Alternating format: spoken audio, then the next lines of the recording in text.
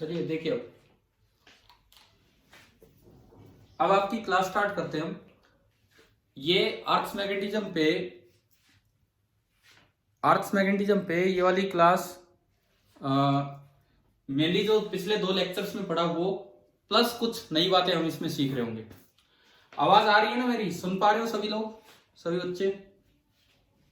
ठीक है, देखिए इसमें क्या कुछ है।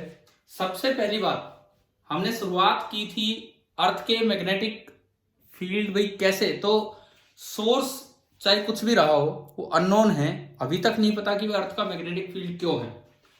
तो अगर मैं शुरुआत यहीं से करूं कि source of earth magnetic field क्या है,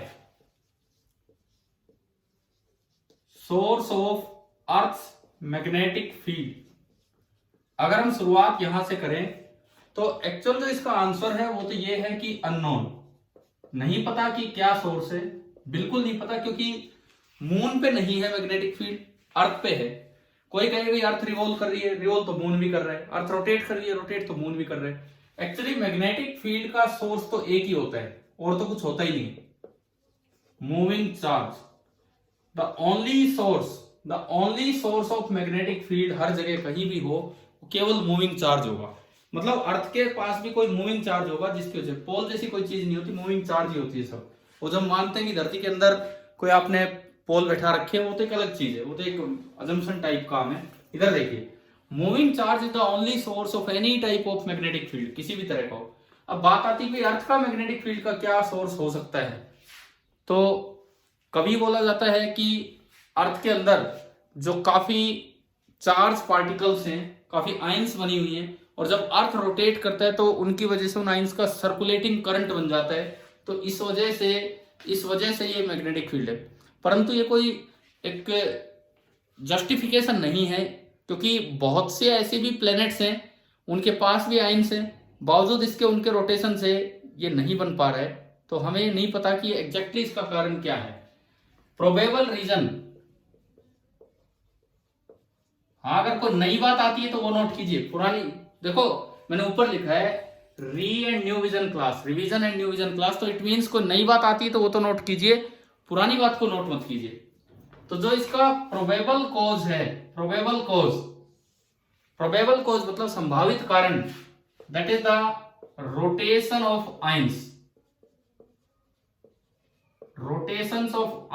कि अर्थ जब रोटेट करती है तो उसके साथ साथ आयंस रोटेट कर रहे होते हैं, उनसे सर्कुलेटिंग करंट बनता है, और मे भी ये उसका रीजन हो। परंतु जैसे मून पे नहीं है रोटेशन, उसमें भी है, तो कई बातें अभी छिपी है इसके अंदर जिसका फैक्ट अभी नहीं पता। देखो साइंस तो आगे बढ़ती रहेगी, लगभग 100 साल बाद और कुछ, 100 साल बाद का मतलब है अगली जनरेशन, उसमें कुछ और नई बातें पता लग चुकी होंगी जो आज हमें नहीं पता। आज से 100 साल पहले क्या ऐसा पॉसिबल था कि आप ऑनलाइन यूं पढ़ पाते? आज से 100 साल पहले, क्या 50 साल पहले लगा लो, 20 साल पहले लगा लो, क्या ऐसे पॉसिबल था कि हम ऑनलाइन पढ़ पाते इस तरीके से? बिल्कुल पॉसिबल नहीं था। लेकिन धीरे धीरे साइंस बढ़ रही है, तो मे भी उसमें इसका कारण पता लग जाए, लेकिन अभी नहीं पता इसका रीजन क्या है। लेकिन एक चीज मैंने आपको ये सिखाई है इस टॉपिक में, कोई भी मैग्नेटिक फील्ड हो उसका सोर्स एक ही होता है। क्या होगा? कोई भी मैग्नेटिक फील्ड हो उसका सोर्स एक ही होता है। क्या होगा? Moving charge. चाहे किसी कारण से, चाहे आप उसे पोल के रूप में देखें, इवन मैग्नेट में पोल्स हैं तो वहां भी सर्कुलेटिंग चार्ज होंगे जिनकी वजह से ये मैग्नेटिक फील्ड फैला होगा। और वो तो हम फिर अपने आप सोच के बोल रहे थे इसको पोल मान लो, इसको पोल मान लो, जो एक थोड़ा आसान अजम्पशन होता है इस वजह से। अच्छा देखिए, सोर्स ऑफ मैग्नेटिक फील्ड से अब मैं आगे बढ़ता हूं कि भाई ये पता कैसे लगा कि अर्थ का भी मैग्नेटिक फील्ड है, मतलब इंडिकेशन कहां से मिला। सोर्स ऑफ मैग्नेटिक फील्ड के बाद बात आती है कि ये इंडिकेशन कहां से मिला कि अर्थ का मैग्नेटिक फील्ड है। ये इंडिकेशन कैसे मिला? एक बड़ा सिंपल सा एक्सपेरिमेंट है, एक्सपेरिमेंट क्या एक्टिविटी है। आप अर्थ पे कोई भी मैग्नेटिक निडल को फ्रीली सस्पेंड करके कहीं छोड़ते हो, वो एक डायरेक्शन में जाके झुक जाएगी। अच्छा, आज तक अर्थ मैग्नेटिज्म से पहले हम बस ये पढ़ते रहे कि freely suspended magnet always points along north south direction, है ना, पढ़ा है ना हमने ये, कि अगर आप एक मैग्नेट को फ्रीली सस्पेंड करोगे तो नॉर्थ साउथ डायरेक्शन में चली जाएगी, नॉर्थ साउथ में नहीं, जिस डायरेक्शन में अर्थ का फील्ड है उधर चली जाएगी।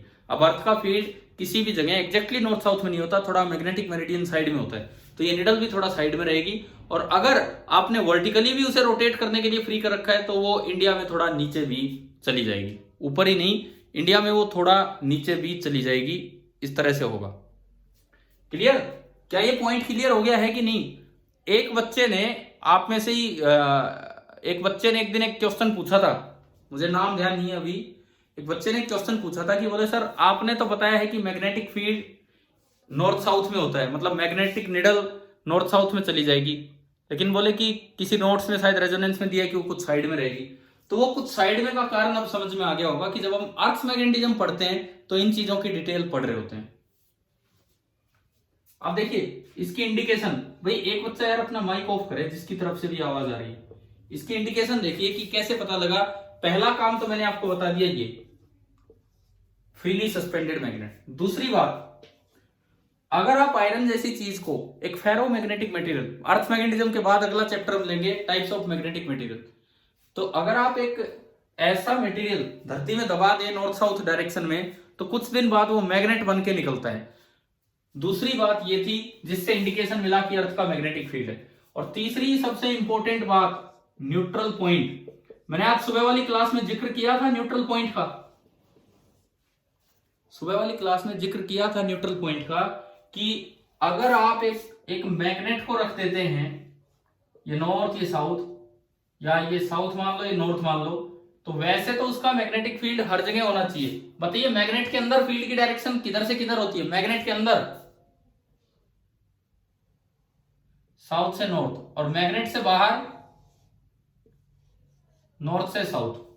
अब कुछ ऐसा पाया गया कि कुछ जगहों पे मैग्नेटिक फील्ड 0 मिल रहा था, जबकि बार मैग्नेट का तो मैग्नेटिक फील्ड था। इसका मतलब अगर और कोई नहीं है तो अर्थ के मैग्नेटिक फील्ड ने इसका फील्ड कैंसिल किया होगा। अगर यहाँ न्यूट्रल पॉइंट है, न्यूट्रल पॉइंट मतलब नल पॉइंट, मतलब वहां नेट मैग्नेटिक फील्ड 0 है, तो इसका मतलब अर्थ के मैग्नेटिक फील्ड ने इसके फील्ड को कैंसिल कर दिया होगा। तो एग्जिस्टेंस ऑफ न्यूट्रल पॉइंट से कंफर्म हुआ कि अर्थ का मैग्नेटिक फील्ड है। मैंने आपको 3 इंडिकेटर्स दे दिए हैं अर्थ के मैग्नेटिक फील्ड के। क्या सोर्स अननोन है, थोड़ा हिंट दिया क्या हो सकता है, और उसके इंडिकेशंस कहां से मिले। क्या ये टॉपिक यहां तक समझ में आया अर्थ मैग्नेटिक फील्ड का?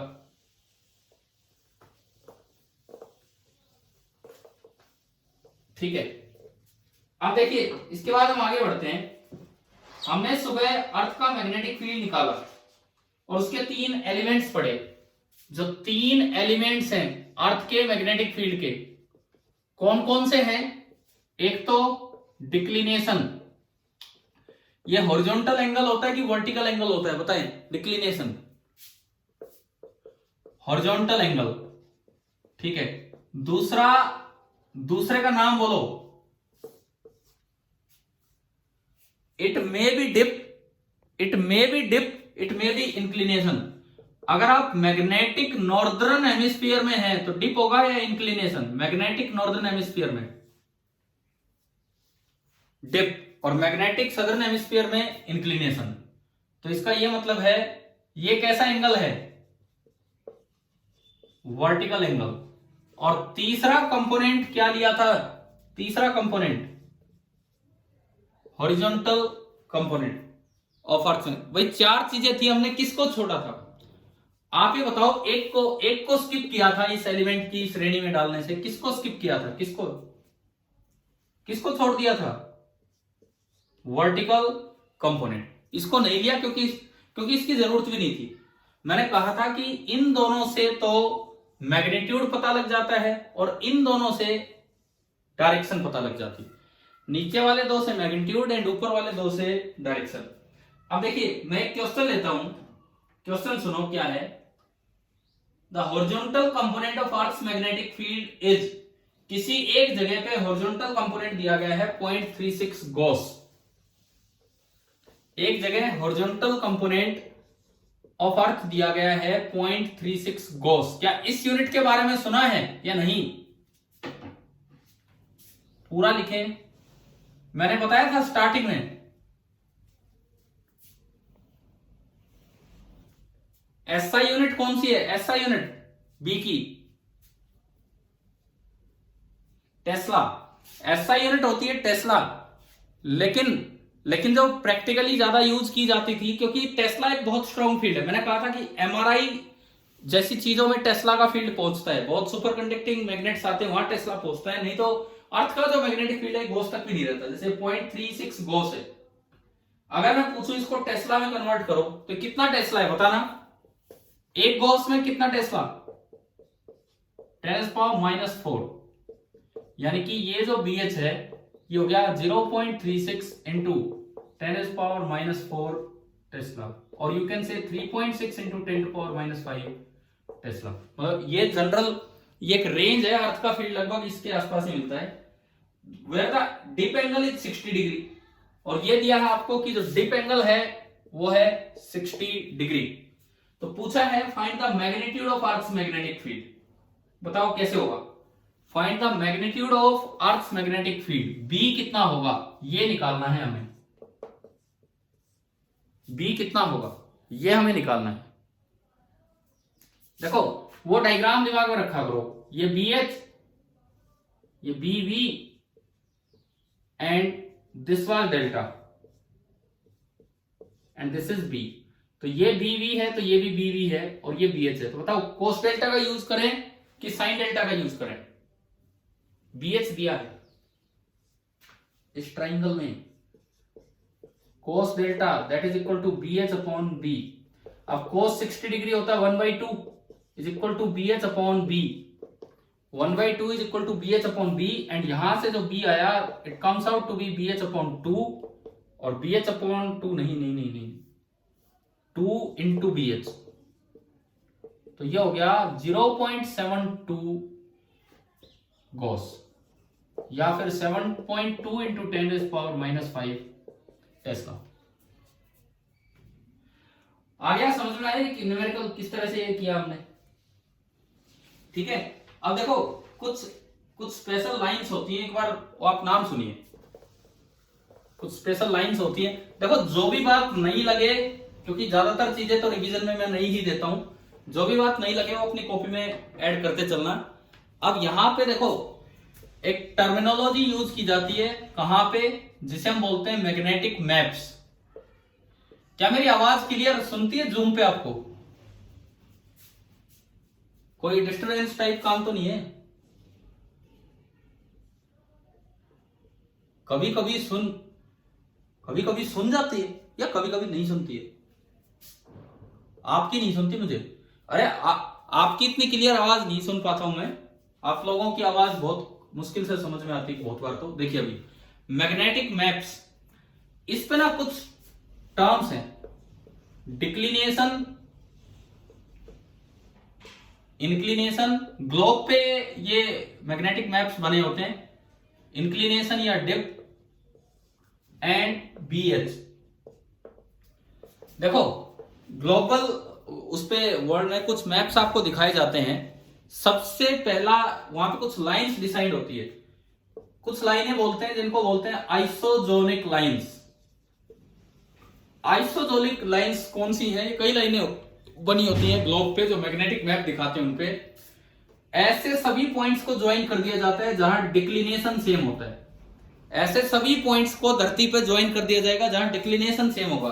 उन लाइनों को हम क्या बोलते हैं? आइसोजोनिक लाइंस। आइसोजोनिक लाइंस का मतलब है सेम डिक्लिनेशन को ज्वाइन करने वाली लाइन। क्या ये वर्ड याद रह जाएगा? ठीक है। उसके बाद ये बताओ इंक्लिनेशन, मैं बताता हूं। जहां अर्थ पे जहां भी सेम इंक्लिनेशन होता है उनको बोलते हैं, उन पॉइंट्स को ज्वाइन करने वाली लाइंस को हम क्या बोलते हैं? Isoclinic lines. जिस जगह पे सेम इंक्लिनेशन होता है उन पॉइंट्स को ज्वाइन करने वाली लाइंस को बोलते हैं आइसोक्लिनिक लाइंस। ये आपकी होती है आइसोक्लिनिक लाइंस। और तीसरा BH, पूरी अर्थ पे उन सभी पॉइंट्स को ज्वाइन करने वाली लाइन जहां BH सेम है उनको नाम दिया जाता है आइसोडायनामिक लाइंस। भाई बताओ ये 3 टर्म्स याद हो जाएंगी?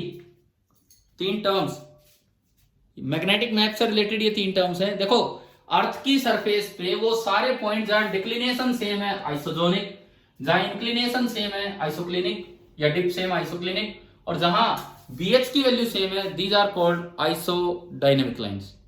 ये 3 तरह के टर्म्स है जो हमें याद रखने चाहिए। इसमें भी आइसोजोनिक लाइंस की एक स्पेशल केस होती है जिन्हें बोलते हैं एजोनिक लाइंस। एजोनिक लाइंस आइसोजोनिक का एक स्पेशल केस। इसका मतलब सुनो क्या होता है। अर्थ की सरफेस पे आपने उन पॉइंट्स को ज्वाइन कर दिया जहां ये डिक्लिनेशन सेम है, उस लाइन को बोला आइसोजोनिक। अब डिक्लिनेशन सेम तो 2 डिग्री भी हो सकता है, डिक्लिनेशन सेम तो 10 डिग्री भी हो सकता है, और डिक्लिनेशन सेम तो 0 डिग्री भी हो सकता है। अगर आप उन सभी पॉइंट्स को ज्वाइन कर दें जहां डिक्लिनेशन 0 डिग्री है, तो उन लाइनों को, उन आइसोजोनिक लाइंस को क्या नाम दिया जाता है? एक स्पेशल नेम दिया जाता है। क्या नाम दिया जाता है? एजोनिक लाइंस। आ गया समझ में? क्लियर भाई? टर्म्स याद हो जाएंगी। देखो, आइसोजोनिक लाइंस वो होती हैं, आइसोजोनिक लाइंस वो होती हैं अर्थ, मेरी बात सुनो, आइसोजोनिक लाइंस वो होती हैं कि अर्थ की सरफेस पे वो सारे पॉइंट्स, अर्थ की सरफेस पे वो सारे पॉइंट्स जहां डिक्लिनेशन सेम है, अर्थ की सरफेस पे वो सारे पॉइंट्स जहां डिक्लिनेशन सेम है, दीज आर कॉल्ड आइसोजोनिक लाइंस। अभी समझ में आ रहा है कि नहीं आ रहा है बताओ? बोर्ड दिख रहा होगा, बोर्ड पे ध्यान दो, मैं यही लिख देता हूं। मान लो मैं डिक्लिनेशन को थीटा से रिप्रेजेंट करूं, सेम थीटा वाली लाइंस को बोला जाता है आइसोजोनिक लाइंस, और उनमें भी वो लाइन जहां थीटा 0 डिग्री हो, उन सभी को ज्वाइन करने वाली लाइंस को क्या बोला जाता है? एजोनिक लाइंस। क्या टर्म्स क्लियर होगी इधर वाली? ऐसे ही मैग्नेटिक मैप पे, ऐसे ही मैग्नेटिक मैप पे सेम डिफ एंगल या इंक्लिनेशन एंगल को ज्वाइन करने वाली लाइन को बोलते हैं आइसोक्लिनिक लाइन, और इसमें भी अगर डेल्टा 0 हो तो उस लाइन को इसी तरह नाम दिया जाता है क्या? ए क्लिनिक लाइन। क्लियर होगी ये टर्म्स? लेकिन यहां ऐसी कोई लाइन एग्जिस्ट नहीं करती। A dynamic line does not exist. कारण सुनो, अर्थ की सरफेस पे BH0 केवल 2 जगह होता है। बताओ कहां कहां? अर्थ की सरफेस पे BH0 केवल 2 जगह होता है। कहां कहां BH0 होता है? हाँ, तो north pole and south pole. अगर आपने लाइन ज्वाइन कर दी तो उसमें तो दुनिया भर के पॉइंट आ जाएंगे, दुनिया भर की कंट्रीज आ जाएंगी। लेकिन नॉर्थ और साउथ अलग अलग हैं, तो कोई ऐसी कंटिन्यूस लाइन बन नहीं पाएगी।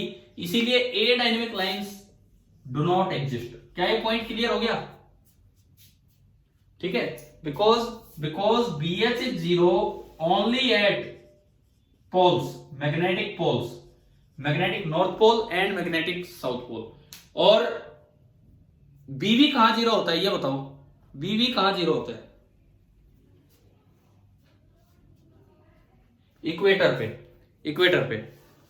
अब ये बताओ, दो तरह के रोटेशन पॉसिबल है। एक मैग्नेटिक कंपास लेते हैं तो उसमें निडल केवल हॉरिजॉन्टली मूव कर पाती है। डिप सर्कल लेते हैं, वर्टिकली रखा है, तो उसमें निडल वर्टिकली मूव करती है। अगर कोई चीज हॉरिजॉन्टली मूव कर सके तो वो किसकी वजह से टर्न होगी? BH की वजह से, BB की वजह से?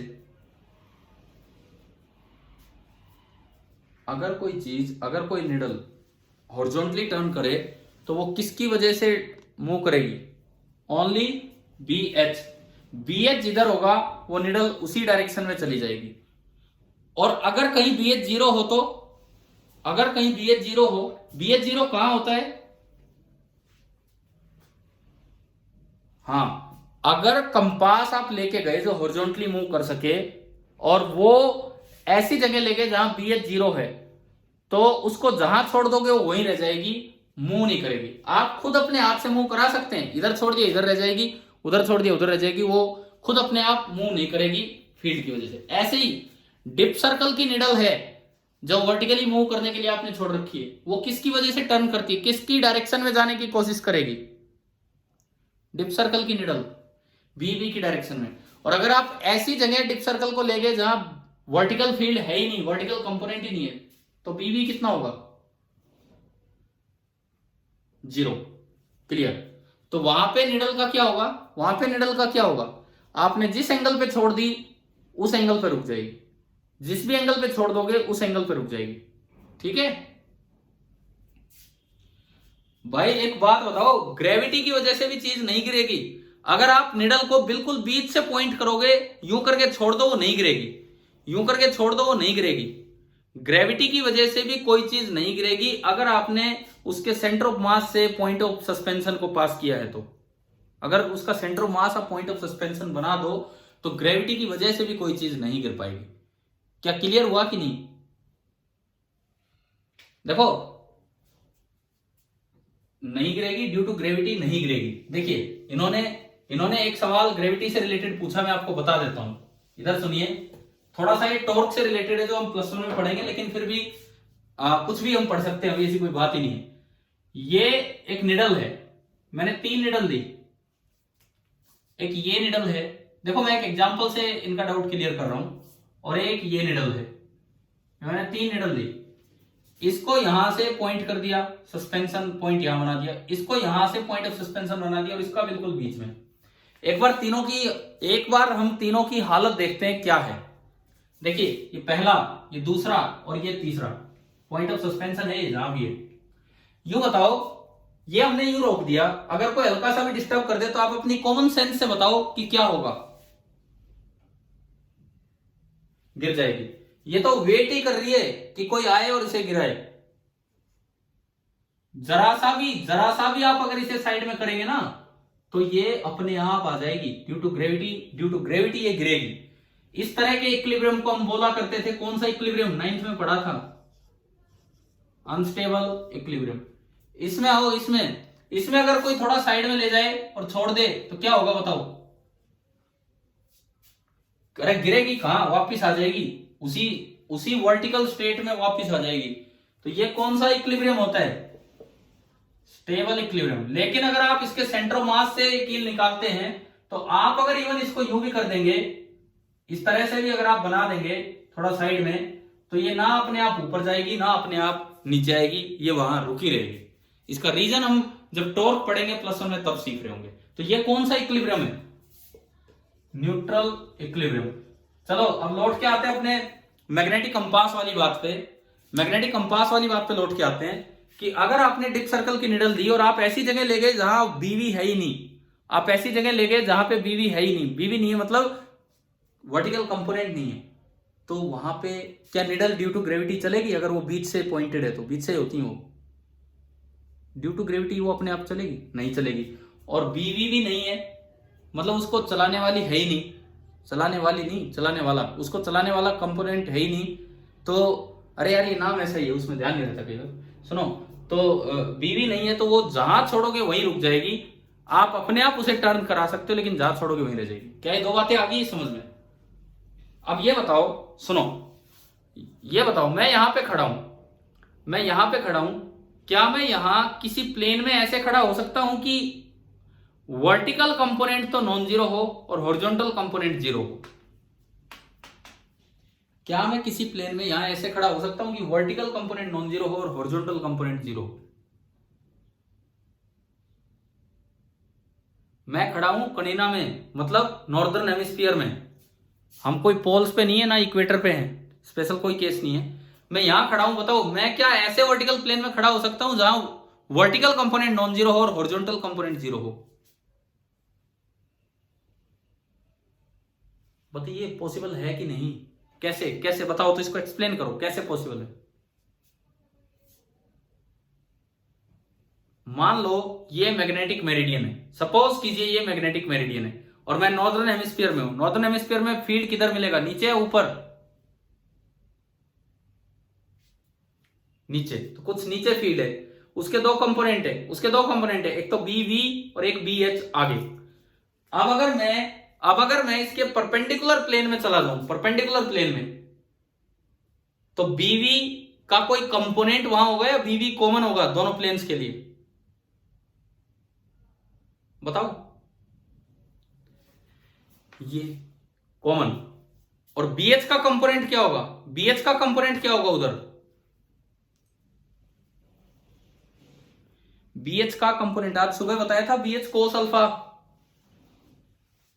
तो यहां एंगल कितना है? मैं 90 डिग्री पे गया हूं, तो कितना होगा उधर कंपोनेंट? 0। समझ गए हो कि नहीं? मतलब यहां भी मैं एक ऐसा प्लेन ढूंढ सकता हूं, जहां BV तो है लेकिन BH नहीं है, क्योंकि BV तो कॉमन है दोनों के लिए। समझ गए हो ना ये चीज? ठीक है, अब मैं एक सवाल पे आता हूं जो एक बच्चे ने जस्ट क्लास स्टार्ट होने से पहले ही भेजा था। किसने भेजा था भाई ये क्वेश्चन कि एक इलेक्ट्रॉन को फेंका है और वो ईस्ट की तरफ मुड़ गया? मैंने कौन? नाम बताओ, नाम। अरे क्या, एक मिनट, नाम दोबारा बताओ, फिर मैं आपसे ही बात करूंगा ना इस सवाल पे। अंश, ठीक है। सुनो अंश भैया, ये सुनो कि आपका सवाल था कि, सभी बच्चे सुनो, मैंने एक इलेक्ट्रॉन को नॉर्थ की तरफ फेंका, जो मुझे ध्यान है सवाल ऐसा ही था। मैंने एक इलेक्ट्रॉन को नॉर्थ की तरफ फेंका और अर्थ के मैग्नेटिक फील्ड की वजह से वो ईस्ट की तरफ बेंड हो गया। हाँ जी, कुछ ऐसा ही सवाल था। मैंने एक इलेक्ट्रॉन को नॉर्थ की तरफ फेंका और अर्थ के मैग्नेटिक फील्ड की तरफ वो ईस्ट की तरफ बेंड हो गया, तो बताना है कि हम कहां खड़े हैं। देखो ये मैसेज आ चुका है कि टाइम पूरा होने वाला है, तो अब बस जितनी देर क्लास चलेगी, आज सुबह भी अपने आप बंद हुई थी ना क्लास चलते चलते। हाँ तो फिर मैंने वो वीडियो डाल दिया था, एंड में कुछ खास नहीं हुआ था, लेकिन मैंने वो वीडियो डाल दिया था, आप देख लिया करो कि एंड में कुछ एक्स्ट्रा हुआ हो तो। अब इधर सुने, अगर मान लो इलेक्ट्रॉन को नॉर्थ की तरफ फेंका है तो बताओ करंट किधर है? मैं फ्लेमिंग रूल से बता दूंगा अभी। अगर इलेक्ट्रॉन को नॉर्थ की तरफ फेंका है तो करंट किधर है बताइए? अगर इलेक्ट्रॉन को नॉर्थ की तरफ फेंका है तो करंट किधर है? नीचे कैसे हो गया? नीचे कैसे हो गया? वर्टिकली डाउनवर्ड होता है नीचे। तो अगर नॉर्थ की तरफ फेंका है तो करंट होगा साउथ की तरफ, वो मुड़ा ईस्ट की तरफ, यानी कि फोर्स लगा ईस्ट की तरफ। करंट इधर, फोर्स लगा ईस्ट की तरफ। करंट तो इधर है और फोर्स लग गया ईस्ट की तरफ। तो आप एक बार फ्लेमिंग रूल का इस्तेमाल कीजिए। ये हमने अपनी उंगलियां तैयार की। पहली उंगली करते हैं किसकी डायरेक्शन में? बी की डायरेक्शन में। नहीं पता, अभी नहीं पता मुझे। दूसरी उंगली करते हैं करंट की तरफ। क्या है साउथ की तरफ, पीछे की तरफ आ रही है ना ये, ऐसे। और अंगूठा करना है, अंगूठा किधर करना है? जिधर वो फोर्स लगा, फोर्स उधर लगा। तो मैं इसको टर्न कर दूं यूं, मैं इसको यूं टर्न कर दूं, आप देखिए कि भाई देखो, दोबारा सुनो, ये करंट, ये अंगूठा। तो ये बताओ बी की डायरेक्शन क्या आ रही है इससे? बी की डायरेक्शन डाउनवर्ड, मतलब बी का एक कंपोनेंट नीचे मिलेगा। बी का एक कंपोनेंट नीचे मिलेगा जो ये फोर्स लगवा रहा होगा। आप लॉरेंट फोर्स वाले राइट हैंड थंब रूल से भी निकाल सकते हो, V क्रॉस बी करके। V आगे, B हमें पता नहीं, और फोर्स उधर लगा, फोर्स उधर लगा, तो V क्रॉस बी यूं करेंगे तो फोर्स, अंगूठा उधर जा रहा है लेकिन चार्ज नेगेटिव है, तो आपको यूं करना पड़ेगा, V क्रॉस बी इधर आए तो फोर्स उधर जाए। अगर वो फ्लेमिंग वाला आसान है तो उससे सीख लो। तो हमें एक बात पता लग गई है कि फील्ड का एक कंपोनेंट कौन सी डायरेक्शन में है, नीचे है कि ऊपर है? नीचे। तो डिप है या इंक्लिनेशन है? यहां डिप है या इंक्लिनेशन है? तो डिप कौन से हेमिस्फीयर में होता है, नॉर्दर्न में कि साउदर्न में? हाँ जी अंश भाई, आ गया क्या समझ? क्या सवाल था आपका, आ गया समझ में? ठीक है, ठीक है, ठीक है। अब ये सुनो, पेपर 3 क्लास होने के बाद तो पेपर बड़ा आसान है। 2 क्लास में कल सुबह, आज सुबह, और तीसरा ये इसमें। 3 क्लास होने के बाद तो पेपर बड़ा आसान है, लेकिन आप आधा घंटा में दे रहा हूं तो यूं नहीं 5 मिनट में करके बैठ के उसको रिवाइज कर लेना। आप अब ये सुनो, थोड़ा पेपर के बारे में मैं बताता हूं कि किस तरह अटेम्प्ट करना है। आप ऊपर जो डिटेल्स हैं वो सही भरेंगे। कोई भी बच्चा अगर गलत डिटेल भरेगा, मतलब नाम में, जैसे कल 12th का टेस्ट हो रहा था, एक भाई ने नाम लिख दिया Jat, father's name Jat, email ID jat@gmail.com। तो भाई मैंने तो उसका रिस्पॉन्स डिलीट कर दिया वहां से, मैंने उसका रिस्पॉन्स ही डिलीट कर दिया कि कितने नंबर आए हो। कोई भी बच्चा एक से ज्यादा बार सबमिट ना करे, सबमिट लास्ट में करे जब आप श्योर हो कि हाँ मुझे सबमिट करना है। हाँ बीच में अगर आप कोई क्वेश्चन लेते हैं, जरूरी नहीं आप सारे अटेम्प्ट करें, पर नेगेटिव मार्किंग है नहीं तो कर लेना। आप छोड़ भी सकते हैं कोई सवाल, ऊपर की डिटेल आप नहीं छोड़ सकते हैं। और जो भी चीज आप उसमें क्लिक करें ऑप्शन, आप वो चेंज कर सकते हैं। आपने ए कर दिया, आप बी करना चाहते हैं आप बी कर सकते हैं, लेकिन सबमिशन अपना लास्ट में करें। एक बार रिवीजन कर लेना सबमिट करने से पहले कि भाई हाँ हमने ये चीज अटेम्प्ट की है, ठीक है। और ये बताओ, मैं फिर से एक बात पूछता हूं, पेपर देते समय कोई अपने नोट्स वोट्स तो लेके नहीं बैठते हो ना? भाई ऐसा मत करना, अगर कोई ऐसा करता होगा तो फिर बताओ क्या फायदा होगा इन टेस्ट का। हम इतने दिन आपके लिए जो मेहनत कर रहे हैं, बना रहे हैं। और आज तारीख है 14, 15 को टेस्ट है +1 का, 16 को +2 का, 17 तारीख को फिर दोबारा आपका टेस्ट है। तो लाइन से रोटेशन पे टेस्ट हो रहे हैं, 2 दिन के गैप में एक टेस्ट होगा। ठीक है, चलिए देखते हैं। कल एनटीएससी वाले माइनर में तो किसी बच्चे के 13 नहीं आ पाए, लेकिन आज मैं उम्मीद करता हूं पूरी क्लास के 13 नंबर आए, क्योंकि जस्ट एक छोटा सा टॉपिक है, अर्थ मैग्नेटिज्म। ठीक है भाई, अब टाइम हो गया है, अब हम छोड़ते हैं क्लास को। Thank you.